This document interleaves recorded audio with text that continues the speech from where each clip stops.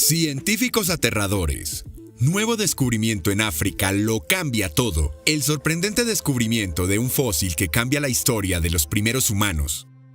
Corresponsal de ciencia de la BBC, Palab Ghosh, publicaron el 21 de enero de 2018 los restos de los primeros humanos modernos que abandonaron África. Fueron identificados por un estudio de investigadores en Israel y su análisis indica que el Homo sapiens ya vivía fuera de África hace 185.000 años, unos 80.000 años antes de lo que se pensaba. Tenemos que reescribir toda la historia de la evolución humana, no solo para nuestra propia especie, sino para todas las demás que vivían fuera de África para entonces, dijo a la BBC Israel Hershkovitz, profesor de la Universidad de Tel Aviv, que codirigió la investigación que acaba de ser publicada en la revista Science. El profesor Chris Stringer, del Museo de Historia Natural de Londres, quien no estuvo involucrado en el estudio, dijo que este descubrimiento rompe con la creencia establecida hace tiempo de que los humanos se establecieron por primera vez fuera de África hace 130.000 años. Los secretos que guardó la tribu que vivía durante 40.000 años en el lugar de origen del Homo sapiens. El fascinante hallazgo en Marruecos del primer Homo sapiens que reescribe lo que se sabe del origen humano. La nueva fecha indica que incluso podría haber hallazgos de Homo sapiens incluso más antiguos en la región de Asia Occidental, apuntó Stringer. Antes de seguir, si te está pareciendo interesante, no olvides dejar un like y suscribirte al canal para no perderte nuestros próximos videos. El nuevo descubrimiento plantea la posibilidad de que los humanos modernos pudieron llegar a interactuar durante miles de años con otras especies humanas, ahora extintas. También coincide con hallazgos recientes de restos y estudios genéticos que también sugieren una salida temprana de África. Una mandíbula. Los investigadores analizaron un fragmento de una mandíbula con 8 dientes, encontrada en 2002 en la cueva de Misliya, ubicada en la ladera occidental del Monte Carmelo, Israel. La cueva de Misliya se ubica en la ladera occidental del Monte Carmelo. La mandíbula parecía pertenecer a un humano moderno, más que a alguna de las otras especies humanas que existían en esa época. Pero solo ha sido ahora cuando un grupo internacional de investigadores ha demostrado de forma concluyente que la percepción inicial de los arqueólogos era correcta. Para confirmar que la mandíbula pertenecía a un humano moderno, los investigadores realizaron un escáner de tomografía computarizada. Construyeron un modelo virtual en 3D y lo compararon con los fósiles humanos antiguos de África, Europa y Asia, así como con restos de humanos actuales. La realización de varios escaneos permitió a los investigadores explorar el tejido debajo de las coronas dentales, donde hallaron que había una vinculación única con los humanos modernos. 3 métodos distintos para determinar la antigüedad de la mandíbula, aplicados en 3 laboratorios separados que desconocían los resultados de los otros, concluyeron que los restos fosilizados tenían entre 177.000 y 194.000 años. Antes de este estudio, las evidencias más antiguas sobre la presencia de humanos fuera de África procedía de los sitios arqueológicos de Skul y Kafseg, también en Israel, que se estima tienen entre 90.000 y 125.000 años. Piezas que encajan. Los restos de Misliya fueron hallados en una capa de tierra en la que también había herramientas de piedra pertenecientes al tipo Levallois, que fueron usadas en la región hace más de 250.000 y 140.000 años.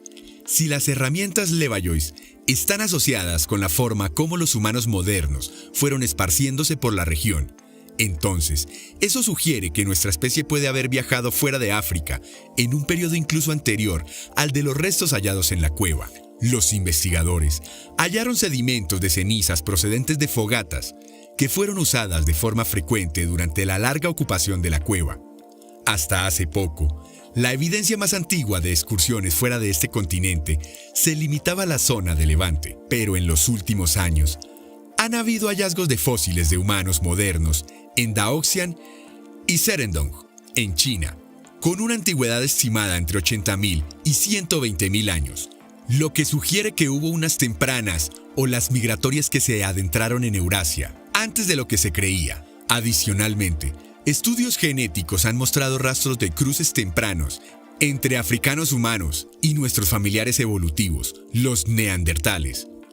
El año pasado, un grupo de investigadores publicó evidencia procedente de restos de neandertales en Alemania sobre cruces que ocurrieron entre hace 219.000 y 460.000 años. De igual modo, en 2016, un equipo halló signos de grupos pioneros de África que se mezclaron con neandertales en la región de Altai, en Siberia, hace unos 100.000 años. Teníamos tantas piezas de una nueva evidencia y no sabíamos cómo encajaban, dijo Hershkowitz. Ahora, con el nuevo descubrimiento, todo encuentra su lugar. Un éxodo posiblemente ocurrió hace 250.000 años, que es la fecha de las herramientas halladas en la cueva de Mislilla, agregó.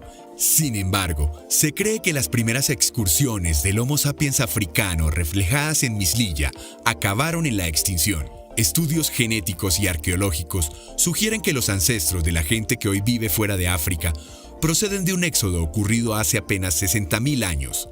La mayor parte de los estudios de ADN han fracasado al intentar hallar evidencias en nuestros genes de estas migraciones más antiguas. Otros descubrimientos han arrojado luces sobre cómo los humanos en África evolucionaron anatómicamente para convertirse en modernos. El año pasado, un equipo de investigadores anunció el descubrimiento de fósiles que se cree son las primeras versiones del Homo sapiens en Marruecos, y cuya antigüedad se estima en unos 315.000 años.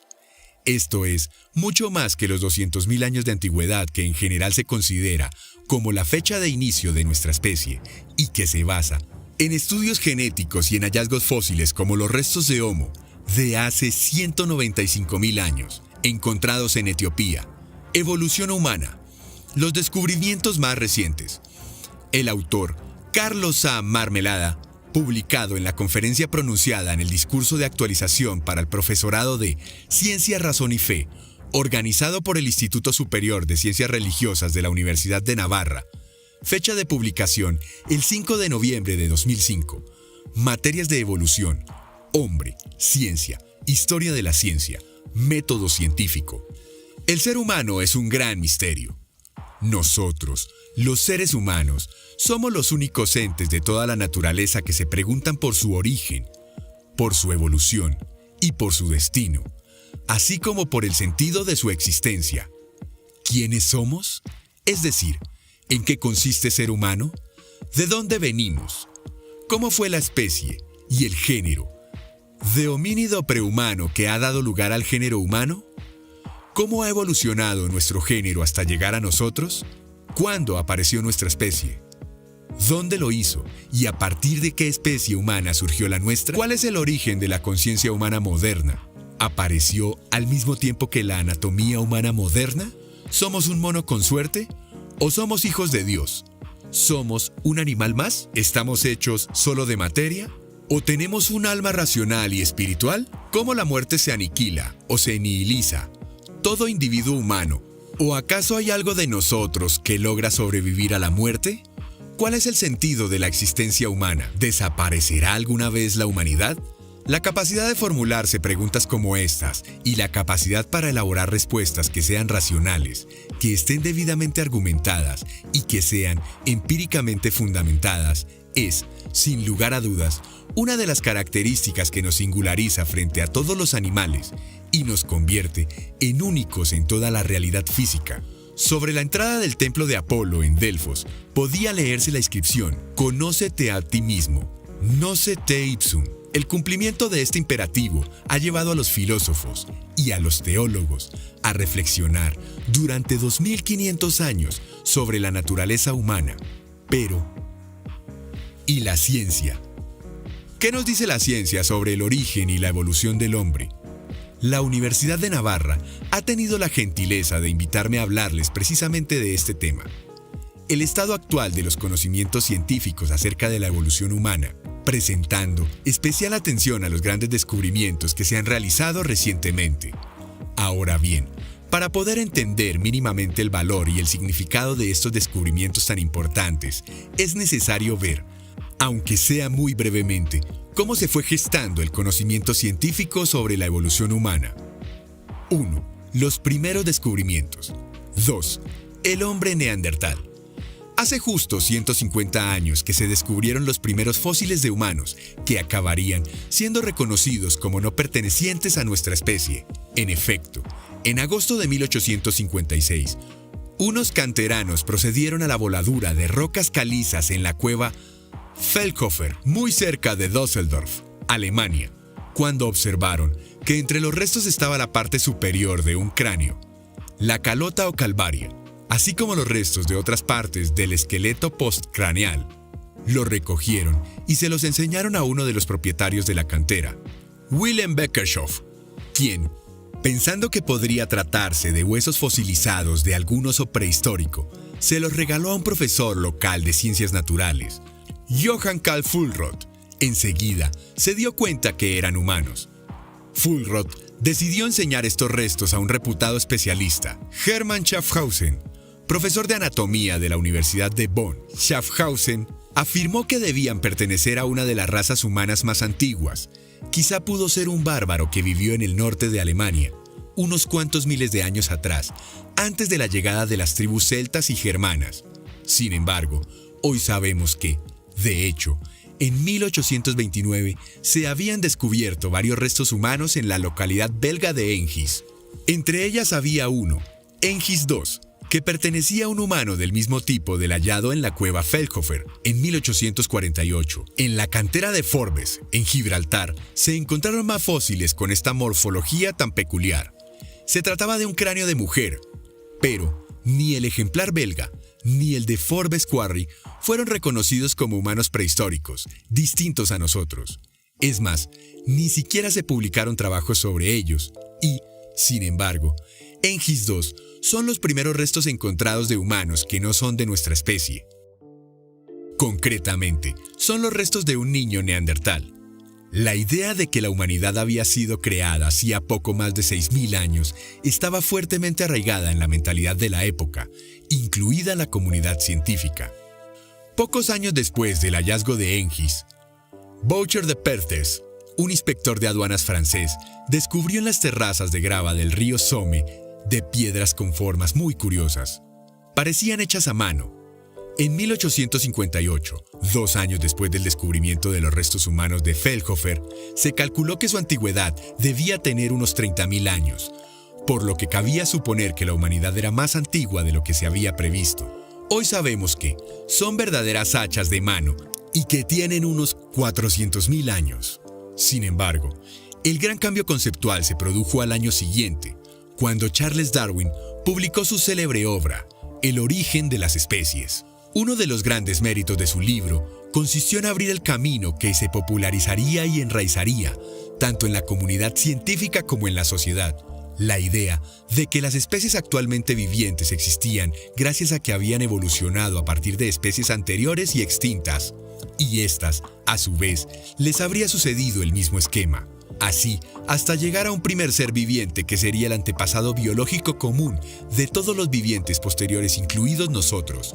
Entre 1857 y 1858, quienes se fijaron en los huesos del espécimen del Valle de Neander, interpretaron que eran de un hombre de nuestra especie, pero con un aspecto peculiar. Un anatomista alemán le llamó la atención la forma arqueada de los fémures y dedujo de ello que debió ser una persona que pasó gran parte de su vida montando a caballo. De ahí, conjeturó que debió de tratarse de un cascazo ruso que, tal vez, herido durante la persecución del ejército napoleónico durante su retirada de Alemania en el otoño e invierno de 1813 a 1814, se refugió en la cueva donde acabaría falleciendo. Otro anatomista se fijó en la robustez y rusticidad de la bóveda craneana, que incluía una frente baja y hundidisa, en claro contraste con la nuestra, alta y vertical, así como unos rebordes óseos y superorbitales, exageradamente prominentes y prácticamente ausentes en nuestra anatomía facial, concluyendo que se trataba de un viejo holandés. Para otro erudito era un alemán enfermo, que se había roto un codo sin que llegara a curarse. Ambos datos eran ciertos, pero de ahí concluyó que los fuertes dolores le obligaban a fruncir el ceño constantemente y que su angustioso dolor llegó a fosilizar, dando en lugar a estos prominentes toros o arcos supraorbitarios. Ahora bien, Tras la publicación de El origen de las especies, ya era concebible la idea de que existieran formas humanas anteriores a la nuestra y, una vez que se tenía la actitud intelectual, ya sería posible identificarlas en el registro fósil. Sin embargo, la tarea no resultaría fácil. Prueba de ello era el caso de Thomas Huxley, ferviente defensor de la teoría evolucionista de Darwin, quien rechazó que los fósiles de Feldhofer fueran ejemplares representativos de una especie humana anterior a nosotros e intermedia entre los simios y los humanos actuales, puesto que los encontraba más parecidos a aquellos que a estos. William King, profesor de anatomía en Queen's College de Galway, en Irlanda, propuso por primera vez en 1861 que los fósiles de Feldhofer pertenecían a una especie humana anterior a la nuestra y distinta de ella, el hombre de Neandertal, Homo neanderthalensis. La cuestión, con dificultades, empezaba a encauzarse.